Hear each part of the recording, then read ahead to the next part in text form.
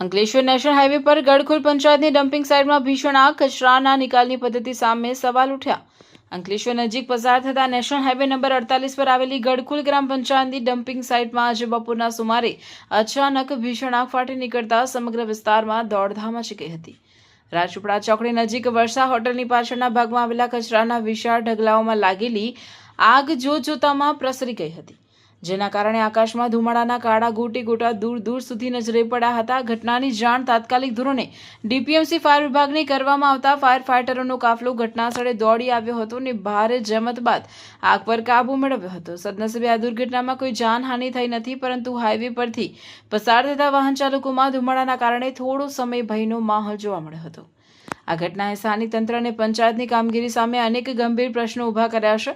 તાજેતરમાં જ બડકુદરા ગામની ડમ્પિંગ સાઇટ પર પણ વારંવાર આગ લાગવાની ઘટનાઓ સામે આવી હતી, ત્યારે હવે ગડખોલ પંચાયતની સાઇટ પર લાગેલી આ આગ કુદરતી છે કે પછી કચરાનો નિકાલ કરવા માટે જાણી જોઈને લગાડવામાં આવે છે, તે બાબતે અનેક તર્ક વિતર્ક સર્જાયા છે.